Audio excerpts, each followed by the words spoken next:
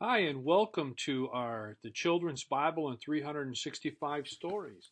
Today we start with story 31, which is entitled Trouble at Home, and it's found in Genesis, the first book of the Bible, in chapter 37. And what happened in the previous chapter, our main character we've been looking at is Jacob and his brother Esau, who he gained birthrights and stuff from through trickery, have mended their ways, become friends, and have parted into new lands because of Jacob's obedience to God. And so now Jacob is starting his life in a new way. So let us pick up where it left off. Jacob and his family were safely back in Canaan, but the jealousy and quarrels between his wives and their children went on. Remember, Jacob had more than one wife. Jacob was glad that he had a large family. All fathers wanted sons to help them in those days.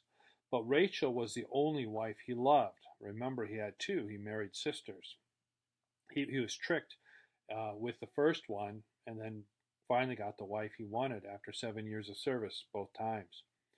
Jacob was very sad when she died at the birth of her second son, Benjamin. Little Benjamin was to be the last in Jacob's large family.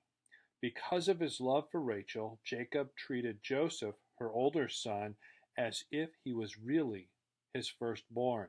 So what happened is Jacob with his first wife, Leah, had 10 sons, and with his second wife, Rachel, the one he really loved, and he was supposed to marry Rachel and was tricked by her father and was given Leah. He never really was a big fan of Leah, even though she was his wife. He was a bigger fan of Rachel, and through Rachel he had two sons, Joseph and then Benjamin. And so he treated Joseph, his firstborn, with Rachel as the most important child of all 12 of his sons, which would have created lots of tension in any family at that time. Um, so again, because of his love for Rachel, Jacob treated Joseph, her older son, as if he was really his firstborn.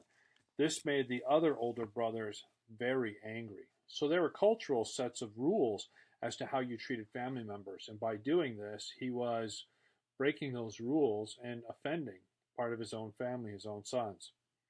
Jacob gave Joseph a special coat with long sleeves, the kind that only a privileged eldest son could hope to own.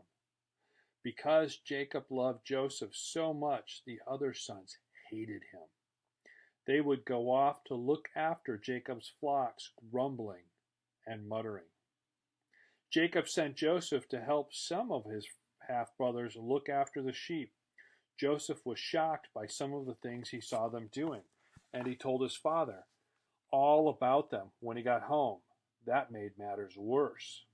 The brothers hated Joseph so much that they would not even talk to him. When Joseph tried to speak to them, they paid no attention and went on laughing and joking among themselves. No one in that home was really happy. And that would make sense. And part of the reason they weren't happy is the father was not treating everybody in the same way. The father was showing preferential treatment or favored treatment to one child in particular, one son in particular, out of 12 sons. So I can understand why all of the brothers were upset, especially when there's certain rights and rules for the oldest son, and Joseph wasn't the oldest son, yet was being treated as if he was.